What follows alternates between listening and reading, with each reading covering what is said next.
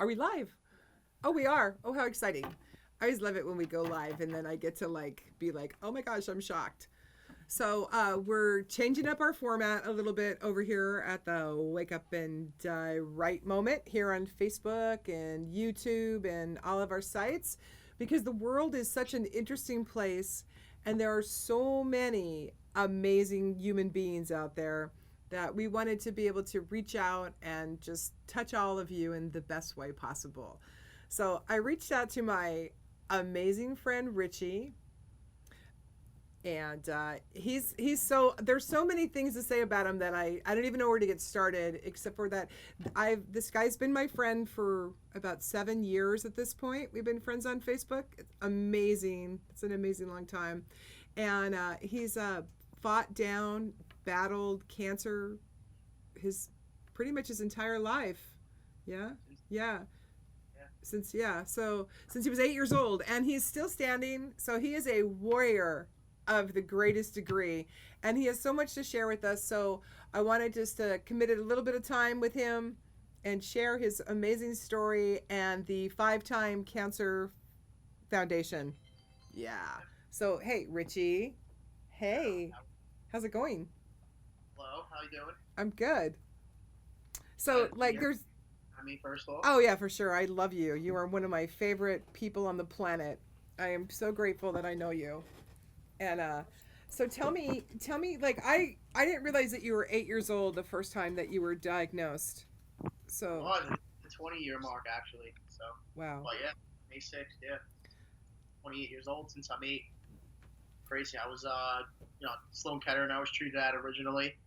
Uh had the standard chemos, the methotrexate, andromycin, cisplatin, So, I just mean, going let's just start with this because there's a lot of, we both treat a lot of people with families, right? A right, lot of kids. And right. how does that like did you have a cold? Like what how did that diagnosis even come Uh, around? so, uh, I never forget, like being a little kid, I was playing with my toys on the floor.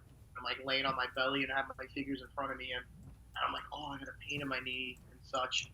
And they went to, did I lose you? You guys hear me? No, we're here. Yeah. Uh, I was complaining that I had leg pain in my right knee, and my mother and father just figured it was like growing pain. They're like, yeah, leave it alone for now. It's growing pains, blah blah blah. I was at my backyard in my backyard early. I was, like I said, 8 years old. I was playing with all the kids in the pool, and I was in an apartment complex, so it was a big public pool. Like, well, for the building, the tenants, and the drains were on the outside of the pool, like the chlorine drains with the filters for the leaves and stuff. And we were all like roughhousing and playing on the outside, and I guess someone left the cover off on one of the drains, and I stepped right through it with that same exact leg that's been hurting me, and ended up like I didn't even break it, but it was like just really badly bruised. I couldn't walk. I was carried upstairs, put ice on it. They took me to the doctor eventually, and they put a cast on it, a walking cast. Walking cast comes off like 2 weeks later, and my leg just has a lump the size of a grapefruit on it around my knee area. So doctor was like, he knew right away. He was like, yeah, you gotta. He goes, that looks like a tumor. Like you gotta go get checked. And that's when I ended up at, Sloan Kettering, and they gave me an X-ray and they admitted me that same night. So that And then must have been insane as an 8-year-old boy. Like, it was, yeah, I didn't process it. They put me back in a walking cast because they thought I would break my leg again because I kept trying to run out. you're trying to like escape from Sloan Kettering. Came from Sloan Kettering. It was like literally going through the wall, like swooping through people. Yeah, I bet you were probably scared to death. Yeah, Yeah. I was. So they removed Yeah, the tumor. they did. So the game plan was 6 months of conventional treatment, like I mentioned before, chemotherapy, methotrexate, andromycin, cisplatin, dealt with the whole neutropenic bullshit, and cursed, sorry, That's okay. you You're know, allowed to. all, all that fun stuff. Speak your mind, young man. So it's please talking about it, it gets to me, but yeah, I had so the plan was 6 months of treatment, 5 days a week, like a work day, 9 to 5, pretty Wow. much. Of chemotherapy. Yeah, chemotherapy. So how Yeah, does an 8-year-old body ingest that? Not without consequences. Tell you that much. Listen, in some instances, yeah, chemo does work in some emergency situations, and it can, but it also can do a lot of damage in the meantime. That's exactly what it did to me. So it was 6 months of treatment, then my surgery, and then another 6 months of treatment to follow. So that's another thing that makes zero sense when you have to recover from a massive surgery and all that trauma, and they're just going to pump you With more with poison. that. Yeah, exactly. So I had opted to have my leg amputated. I had a rare surgery called rotationplasty. That's a whole nother story for another day. It's crazy. It's one of the rarest surgeries in the world. I think I was like the 60th kid in my hospital to get it.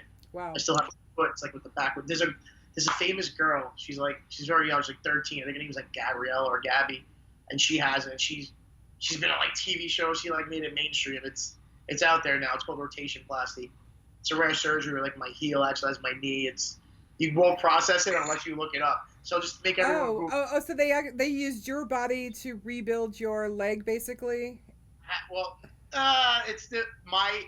they removed my knee in like my knee area, and they literally attached my foot, rotated my foot with my calf still intact to my thigh. It's really confusing. Wow. And my heel acts like my knee, and it's called rotationplasty. Yeah. But you have a prosthetic, right? Yeah. Absolutely, yeah. I mean, like you're so athletic, like. So I'm okay. I'm relationship mode now. I'm lazy, but yeah, I'm usually pretty athletic.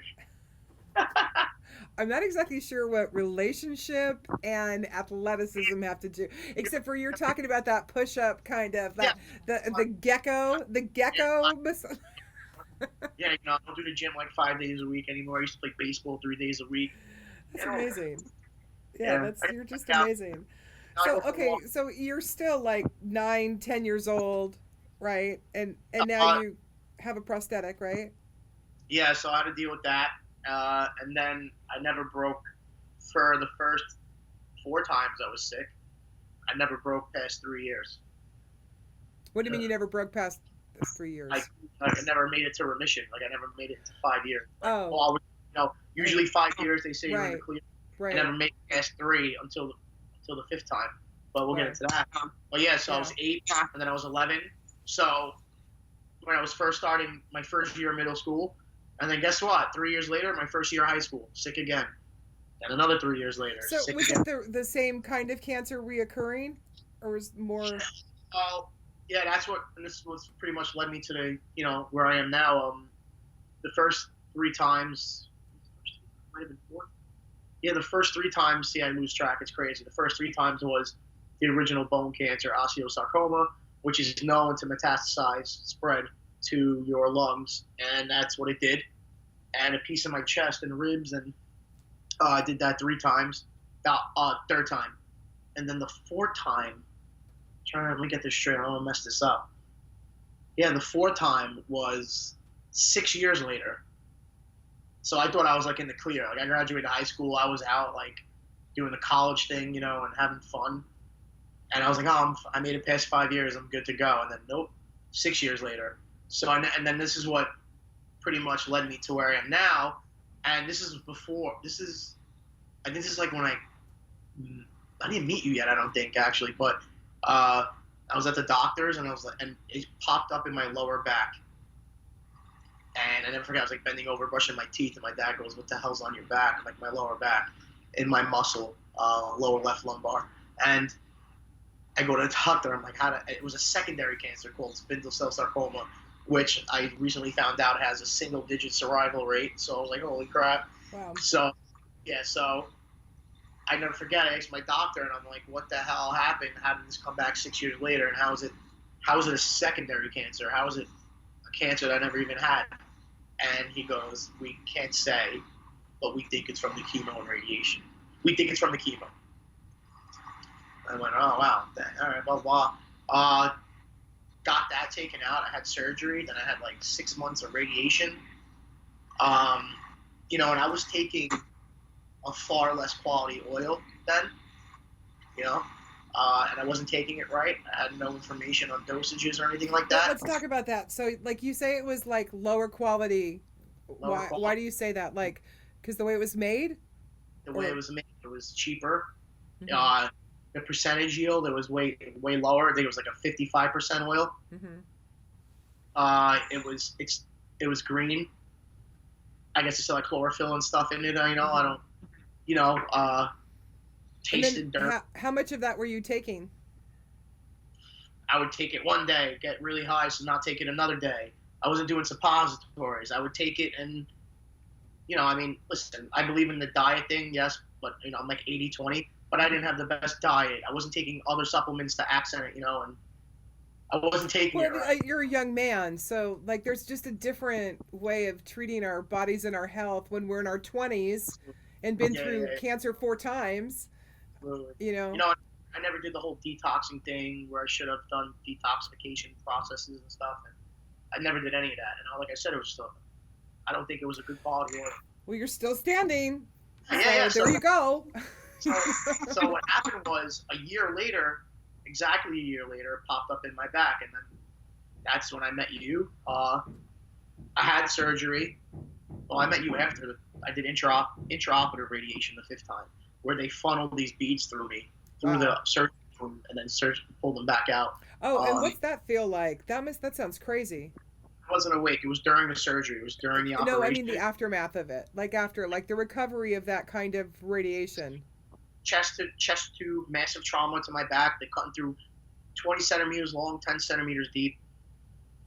So it is what it is. It's exactly what it sounds like. Cutting your body 20 centimeters long, 10 centimeters deep, and yeah. So I had to deal with all that crap. They removed half the muscle in my back. I have no back muscle. It's just like hollow. Yeah, it's weird. It's like, it feels hard. It's like really weird. But yeah, so they removed it, and then after that, they didn't tell me. I didn't ask, but they indirectly told me there's pretty much nothing to do now after that. If anything ever comes back, I guess. And I figured that out. Tell you the truth, I don't even remember. I think it was 2 years later, maybe 3 years later again. And I had the original cancer pop up in the pleural lining of my lungs. And they're like, it's early, it's the size of a marble. I'm like, all right, good. They opened me up, it was the size of like a softball, they said. So they cut it out. Now, this is when I started to really take this more serious. This is when I decided to work with you. And they removed the tumor and they told me, hey, we can give you immunotherapy. And I was like, not doing immunotherapy. So at that time, my friend was sick that I helped, and I ended up getting sick with him. I was talking to him. He was, not doing the right thing either. And he opted to do the immunotherapy. I didn't. And he's okay, but he had to transfer hospitals, and it was excruciating pain. He stopped the immunotherapy. It did nothing. It didn't help at all. And I decided to, I'm not saying it was the wrong thing. He did what he felt comfortable, but Right. Yeah, no judgment. I can't judge, but I had mine removed, and I decided to do oil. Cannabis oil. I met another amazing man. I use these things called colloidals. I did detoxification therapies. I used B17, and I was keeping a really clean diet. I should keep a cleaner diet, but yeah, that too. And going on 3 years so far this shoot, so. Yay. So, first today, and you all get to hear it, I did my first suppository today. This morning. Oh, I bet you enjoyed that.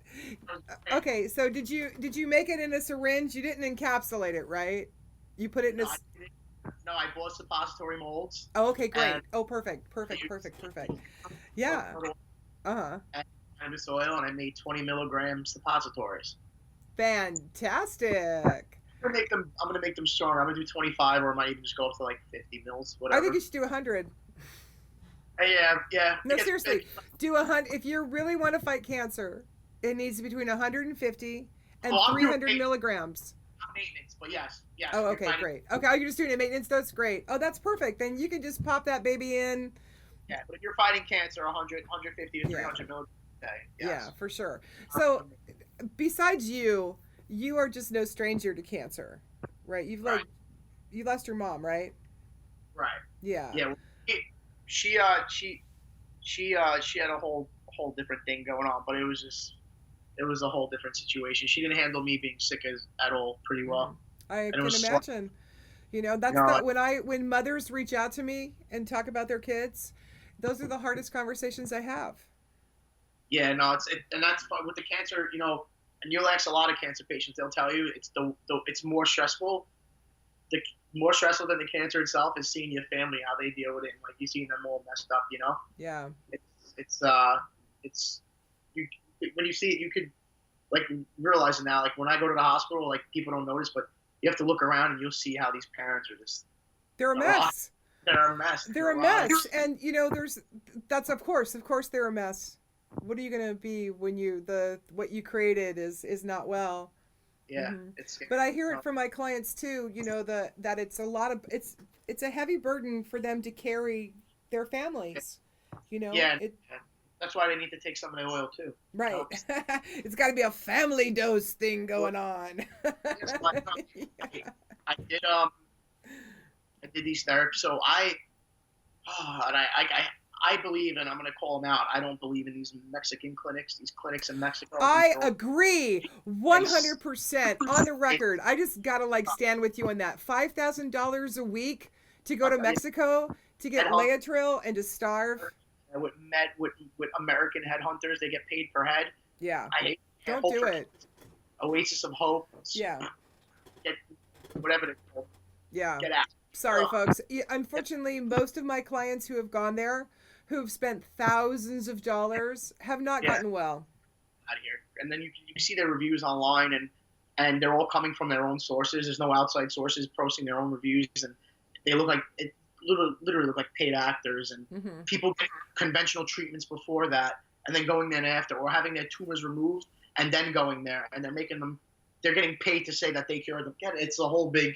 It's a mess. They're a mess. But I found clinics, that were doing some of the right things, but they were just charging absurd prices, like these high-dose vitamin drips and Latrell, like you said, and dietary advice. And you know what I did? I said, wait a second, like I could do these things right here at home, certain things. Right. Like, let's talk about the IV vitamin thing that people pay thousands of dollars for, because you piss out so much more than you can absorb. I do the high dose vitamin C though. I do love. You do get a better absorption rate than if you were taking an oral vitamin. Right. And I do feel really well on it, and it does. I think it really does well. But you go to these like I said, even the ones at some of these private clinics in the United States, they're not. It's not supposed to be like $500 a drip or $1,000 a drip. A visit for vitamins should not be $10,000 a week. Like no, it shouldn't, because vitamins are not that expensive. Like I paid probably $250 a vitamin drip, honestly, but that was fine. There's these clinics, like I said, charging $1,000 for juices. They're charging you $1,000 a day to feed you 8 juices a day, which is a lot. Which listen, it works. Diet's big. But we both know drinking 8 juices a day is not going to cure your cancer. So. Well, I mean, juice is I have a hard time with juice in people with cancer, because you lose so much nutrition in that. Like I always try to get my clients to eat soup, eat vegetable soup, eat something warm, eat something that's going to feed your body. There's so many extremes, and I'm trying to find because you hear so many stories of things like keto working, and you hear raw veganism working. But then I know we missed the food lord today. Obviously, not enough nutrition there. Yeah, right. It's funny. I like the man I helped, the man that I just recently helped, that I put into remission. He was terminal with no options, and he's fine now. He's no evidence of disease. That's wonderful. All he did was just cut out sugar and bad carbs. Yes, sugar is the killer. Straight up. But he didn't go raw vegan. He didn't go strictly keto, and it worked. But then you see people who go raw vegan and it works. And you see people do keto and it works. So I don't know. Well, I think that it's a very individual thing. Cancer is just like your thumbprint. Yeah, and the one thing I can agree on, I think, is the sugar thing. Yeah, so. we could all land on sugar. Absolutely. Sure. So recreational stuff, there's a lot of sugar and it's weird. Well, it's recreational and it's edibles and it's candy and so it's all just about getting high. Exactly. When you decided to use cannabis, like how did you even find out about it? So I was that person that finds out. I was always big on social media and stuff, and people reached out. And they always say, try. I love this saying, right? Everyone does. Get Rick Simpson oil. Get Rick Simpson oil. Get Rick Simpson Poor oil. Rick. So I'm out there trying to look for Rick Simpson, Facebook and Rick Simpson. Like, I have no idea what the hell's going on. I couldn't find the oil for over a year or two. And this woman eventually reached out to me, and I'm on Facebook one day. I'm high on morphine pills that the hospital gave me, and this woman goes, "Hi, and this woman opened up my life to a whole new. She opened me up like so many doors for me. She opened the doors to you. I found you because of her, and she reached out to me and she said, have you heard of this? I want to help you." And I went, "Holy crap!" I'm like, "I've been looking for this stuff for years, like for over a year." And she's like, she's helping me because I'm a friend of her nephew, blah blah blah. So she trusts me, and lo and behold, she sends me this oil. I start taking it, and then 6 months later, I'm like, "Oh wow, you could dab this stuff." Then I start dabbing it and vaping it, and then I'm like, "Oh wow, I could make edibles with it." And I start Wow, I making can edibles. put it up my butt. Yeah. I can put it in my belly. I just found out about the belly button thing. The belly button thing is The crazy. belly button thing is the freaking e-ticket. It is nuts. Yeah, the belly button is a game changer for everybody who doesn't know. Your belly button is your soul vine, exactly, and it connects to your entire nervous system. So it's the fastest way to break the blood-brain barrier in the body with the least psychotropic experience. So if you don't want to put it up your butt, okay, Yeah. you can put it in your belly button, and you're gonna get all that great absorption. Now you mix that with you gotta mix that with coconut oil. You have to mix it with a fat because remember the concentrate is it doesn't have any lipids in it. So what happens if I actually take that suppository and put it in my belly button? It melts into your belly button. And eventually that stuff will absorb and it won't. Yeah, but you won't have the same kind of fun that you had when you put the suppository in. Yeah, you're this right. Morning. I know. You don't get to assume that asham position. Listen, thank God the ones I bought. Thank God the ones I bought. You push straight out. There's some molds that it doesn't. It just it's all mush. Forget it. It's a mess. Yeah, suppository molds there's their learning curve with them. Yeah, I found a really good one where it leaves like a little button. You push it up and it comes out whole, and you gotta do it quick because once that melts. Right, because coconut oil melts very fast. It has a very low boiling point. Mm-hmm. Yes, for sure. So I remember early on having conversations with you about like, oh my God, I'm so high I can't stand it. Yeah, and it's funny because I just, believe it or not, like, and I love it, the 50-50 blend, THC to CBD blend. I love that stuff during the day, and I also I'm a big believer with niacin, so I use niacin and high dose vitamin C. So but also with the 50-50 blend, I handle all highs better. So I'll take the 50-50 all day, and then I'll take the pure THC at night, and I handle it way better. When I smoke now, I don't get that paranoid effect anymore. And I'm not in my head thinking about what I did in kindergarten. Like I enjoy it. Like I'm talkative. I'm functionable. I'm a function, Right. So they grew, but that oil, you got to be very patient with it and take it the right way, which is to start at 7 p.m. with the toothpick drop, then work your way backwards and Yeah, so I developed the work your way backwards thing from having so many years of all of my clients just couch locked and losing days of their life. And I'd rather take the oil and be home and be sleepy than be on chemo and throw up and burn myself at radiation and crap like that. Bottom line, but there are people who are unfortunately can't afford to sit home. Right. They have to go to work. The man I helped who put himself into remission, his life is saved. They were giving this guy like 6 months. He's okay now. He's fine, but he almost lost his business. But with this protocol now that he's on, he went back to the toothpick thing and the suppositories. You can function. That's why I like the suppository way. I love it. But it's funny when you tell people to take. I go, I know it's gonna sound funny. I'm like, but suppositories, and then you get the people who are like, awesome, I don't care anything, and then you get the other people who are like, really? Come on. And I'm like, yeah, really? Americans are very afraid of their exit hole. Yeah, and I like, and these are not everyone's not a fan of these, but coffee enemas. I'm a big fan of coffee enemas. If you have issues with energy, you're not It, drinking your coffee the right way. That's all I can tell you. it opens up your liver, right? It does. Detox, It's a awesome liver flush, an awesome liver flush. It yeah, makes your skin great. cleans your butt out. Yeah, cleans your butt out. So yes, I do the coffee enema thing. I think that's a great thing to do those a couple times a week, and then Yeah. use the cannabis oil suppositories. You're gonna get awesome absorption. Awesome. And you're going Yeah, to be very friendly, for sure. yeah, absolutely, yeah. And Mhm. and since taking, like I said, those oils, my anxiety's gone. I used to have like very bad OCDs and pretty much gone. I get hints of it once in a while. I was like at an 8. Now it's probably at a 2. That's And I great. feel like I could function. Like I got, I can stick to one thing now. I used to be all over the place and bouncing around, but yeah, I feel good on it.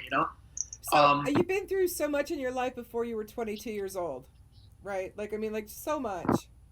Yeah, And then yeah, you decide to like, not just like get well and like go get a job down at the dock, right? You create a foundation. I So, did. So I was throughout the years. I still do it, and I still catch heat for it because it's not a healthy environment, but like nightlife. So that's right. He's a club promoter. Don't forget that. So, drink promote alcohol. Be careful. yeah, your Facebook cover picture is some guy doing a beer bong. I know. Like really, that's why I'm like Richie's toolbox. That's I what we need to believe, call it. I believe in I believe in the 80-20 thing. Like listen, if a guy who went through a lot can't go have one drink or two, Absolutely, I agree. life. I agree. You Yeah, I'm in life is these for the Facebook living. groups- Live it. I'm in all these. I see these Facebook groups and people leave questions, and I'm trying to. I put myself through paranoia. Like, can I use this microwave? Can I use this shampoo? Oh, there's lead in my with this like crazy like different things. Well, there's so much fear mongering. It's so easy to be afraid of everything. The pans and GMOs and everything. You like sometimes you put yourself through more stress trying to watch than actually eating a GMO. It's weird, but you know what I mean. Exactly. You need a balance. You need a balance. But so I was in nightlife and I was doing club events, and then I was also in a metal band growing up, and I used to book. So there was a girl named Paris. Her name was, and she's awesome now. I believe she's like 11 or 12. She's completely cancer free now. Yeah. When I met her, she had very bad cancer. I believe it was neuroblastoma. It's funny because she made me like this little piggy bank thing. I'll show you later. Her name was Paris, and these girls, these people in the hospital came up to me and they said, "Hey, we're doing an event for Paris called Pray for Paris." And I'm a little rebel back then, and I said, I'm not a big prayer guy. I'm spiritual and believe it all, but prayers aren't my thing. I'm not a big religion guy. I said, but I'm in a band. I'm going to turn around and I'm going to do Play for Paris. So I did a big fundraiser show called Play for Paris. I never did a fundraiser in my life. This was my first thing planning, and I ended up doing like my first event ever, like $6,000, I think, which is it's not a lot. No, but it's a lot. Paris's family was very grateful for that money, like super grateful. I'm 18 years old. I have no 501c3, nothing. Such a big hit. I'm like, I'm gonna do it again. So the next year, I do another. I call it Play for Paris 2, but with the family's permission, I used the name, but I donated to another cause. And then the third, I did another one. I did Play for Paris 3. I did it for another cause. And then eventually, meanwhile during this time, I'm ended up getting sick again and this and that. And I started, I wanted to book a fundraiser. I was talking to this girl at the time, and her brother was sick, and I booked a fundraiser for their family. But I did it not for a rock show. I did it in the bar I was working at. So I treated the fundraiser like it was a nightclub, and it went amazing. And I think there was literally like 500 people. Definitely a fire hazard. It was slammed. Right on. I think we did like 15,000. Wow. Or something. Wow, I know. I remember when you did that amazing amount. I remember. Yeah. And eventually, people started saying, Rich, if you just become, like a foundation, you'll, 501c3, you get recognized by like as a non-for-profit, you'll get bigger donations. You can take this more serious. And I told myself that, I was never going to be that 9 to 5 guy. I went to nursing school. I didn't like it. I don't like school. You I went don't to like nursing school? school for. Oh, I would love you to be my nurse. I know because I can't do Because it you would because crack me up the entire time. I wanted to be a pediatric oncology nurse, but I said there's no way in hell because I'd be whispering like, yo guys, get you oil, you're gonna be Right. okay. You'd be slipping it in with like the bedpan. Stick Let me this tell you up something. there when you pee. Throw names out there, but I got people from hospital staffs calling me because like from my visits and they go, Rich, I have a family, can I put them in touch with you? And I go, Absolutely. You know, on after that note, it's really exciting to me. Like 3, 4 years ago, doctors would call me and they would be like, I'm putting my life on the line, or I'm putting my medical license on the line, calling you. And now they just call me. They yeah. just reach out And, to and, me. And I love that. and it's after they send them home. Like, sorry, there's nothing we could do. Like, so I'll get the call, like, hey, we just had to tell this thing, it's not, I love that. I love when the doctor says there's nothing more we can do, because that's really when people start taking responsibility for their own health. Right. Yeah, and that's another big thing too. Just that don't just listen to that. Like that's what they can. That's all they can do. There's more that yourself. Right. Yeah, like it's really important for people to understand that they're practicing medicine, they're governed by their education, and more than that, by the rules and the laws that they practice under, which are very limited, very limiting for doctors. And don't let laws and rules stop you from saving your life as well. And there's always a way. So right, find the yeah. freaking. So out of that, that's what evolved the 5-Time Foundation. So yeah, right back to that. I looped all around. I'm sorry. But yes, okay. I was bartending at the time. So as I did that event, I was still bartending at the time, and I worked in the city. And in the city, there was a group of guys of us, and we would dance on top of the bar and stuff. And we were all big wrestling fans. And the DJ knew I was at that time a 5-time cancer survivor. So yes, like I said, I was taking the oil, but I was drinking. Bad things like so the DJ one day goes, ladies and gentlemen, and he goes, Richie 5-time is on the bar, because there was a wrestler called Booker T, and he was a 5-time champion, and he would turn around and he would say 5-time 5 times, like, and he would take his hand, and so they would call me Richie 5-time, like in regards to one of the wrestlers in the WWE at the time, and it just stuck, and I was. Like I said, I was doing these events and people were getting on me, get a not-for-profit, get a not-for-profit. I put a status up one day. I'm like, I want to start a not-for-profit. Who can help me? And this wonderful woman reached out to me. She goes, I'm a CPA. She goes, I love your story. I love what you want to do. She goes, I'll do it just for, cost, whatever the cost is. Right on. I'm very lucky. She did everything. She handed me my corporate records, and she goes, congratulations, you're a not-for-profit. And I called it 5-Time Foundation. I love that. 5-Time. Woohoo! So you're on Long Island. I mean Staten Island. I'm sorry. Yeah, you're on Staten Island. And yes. Are all your events like? Is that like your home? Is that where you do all your stuff? Like, I try my best, to get out there. I've done Brooklyn. I've done Queens. I've done all parts of New Jersey. But eventually, my goal is I want to go across the U.S. with it. Yeah. And I want to continue doing, the nightlife scene will work better in the long run. I am down with the party, because life is for the living. It's in order for me to get down there and get the deals I want, where I can raise some real money, I have to be a little bit more out there. So I'm showing a different different side now, which is more like family oriented things, but I'm still keeping it fun. Like I'm gonna do my next event I plan on doing is an outdoor luau style thing, like a pig roast, but I'm gonna have a DJ and I'm gonna have drinks there, but I'm also gonna have a section with the bouncy houses and face paintings for the kids. This would be on a beautiful thing outside. It's always fun to party with your children. That's a very New York kind of thing to do. I loved my parents when they got drunk. They were the best. And who's not gonna listen? My kid's in the bouncy house. I'm gonna go get a spike one. Yeah, my kid's in the bouncy house. I'm gonna hit that vape pen, and then I'm gonna go back and bounce with them. Yeah, exactly. There you go. But I'm trying to do more people, and I understand their frustration. Like people really get on my case about the alcohol consumption thing, like at the events.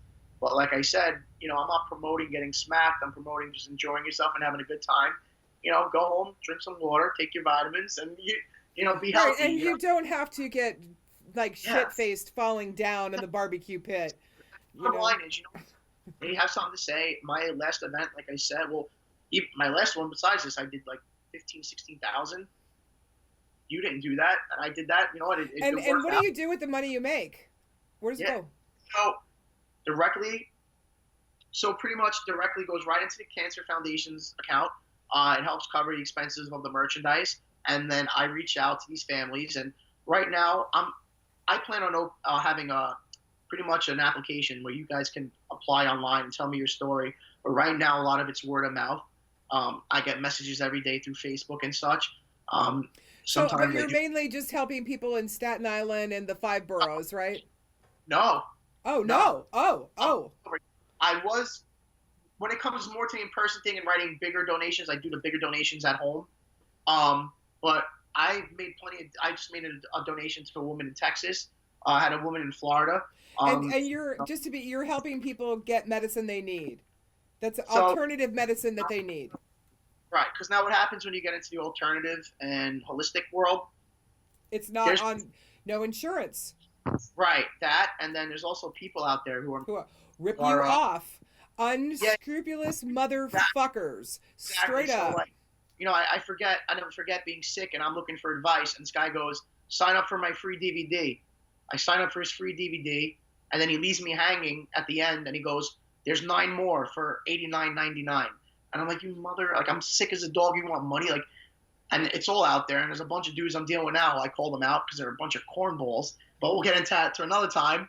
I help cover, supplement cost, side treatments, alternative treatments, and honestly, expenses of daily living, because I know these people are missing work. No kidding. Like sometimes you just need some money for gas, right? That's why, and this is what you'll always see, and people think it, but they don't want to say it because they don't want to sound bad.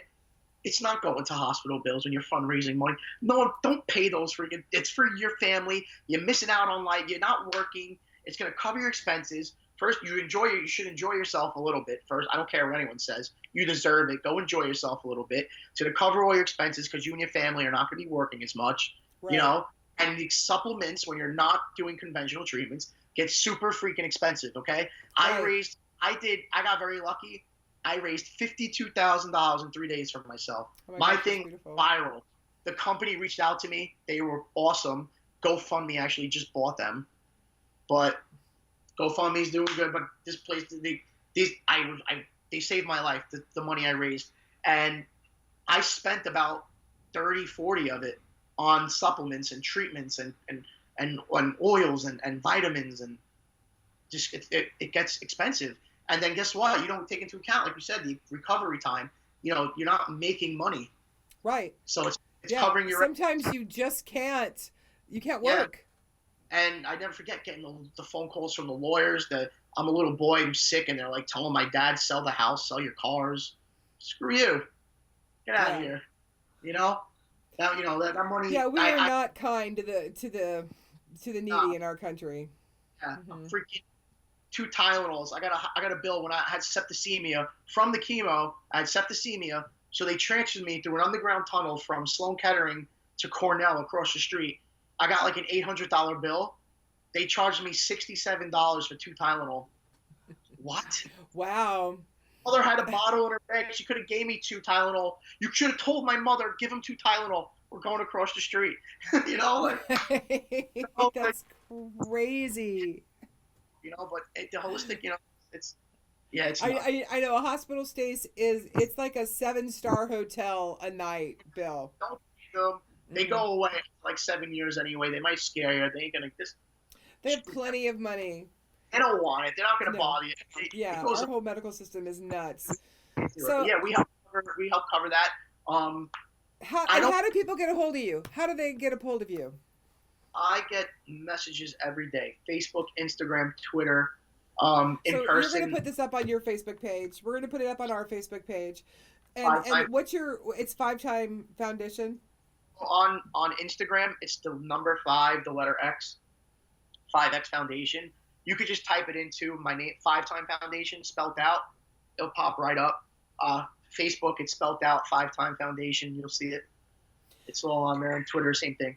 So you told me that you're going to be starting to launch your own brand. Yes, I'm yes. pretty excited. Yeah, You yeah. have your own CBD thing that's going to help fund your foundation as well, right? Absolutely, absolutely. Yeah, we're gonna do some cool stuff. Concentrates, tinctures, and it's gonna be really really big, and it's gonna help a lot of people. Um, Not only even with cancer. I just got a message another day from a family friend. It was like 9:30 at night, and he was at the supermarket with his wife, and he goes, "I can't thank you enough." He goes, "I haven't been able." He has MS, and he goes, "I haven't been able to stand up and shop with my wife in years," and he's up with with. Wow. Yep. Those are the things that get me out of bed every morning. I think he's been dealing with it for over 20 years. And it's getting really Wow. bad, and he's up and at it. He's up and at it again. That's great. Do we have any questions from anybody? Oh, wait, we have a couple questions. Okay. What is Rich's diet like now? How much? What's your diet like now, Richie? Notice I was drinking an unhealthy drink. Oh, bad Gatorade. I know. Yeah. I believe in the 80-20 rule. Right now, I'm probably 60-40. I got to get back to 80-20, maybe 90-10. It takes a lot of commitment to keep your diet clean. Our country is not designed to have clean food. And New York stinks. Oh, for sure. And Staten Island, forget about it. It's like hot dogs, pizza, sausages, all really good stuff. If I had it around, if I had vegan options around, I could easily do it. I love it. I love vegan food. It's not around. And then you know what? What happens is, and it sucks, you know what? I can go get a quick thing of pizza for like $6. Right. But freaking organic salad is like $17. Exactly. Like people get on when people get on people for feeding their kids McDonald's, I'm like, really? Because I had 4 kids, and you can do it for under $20 at McDonald's, but you can't do it anywhere else. Oh, no way! It's crazy. These juices, a juice like a 20-ounce, 14 or 16-ounce, whatever it is. Well, especially in New York. I mean, New York is like add 3. It's really crazy. That's when it's normal. When you get to the raw, if you want to go super healthy with the raw stuff, it's even more money.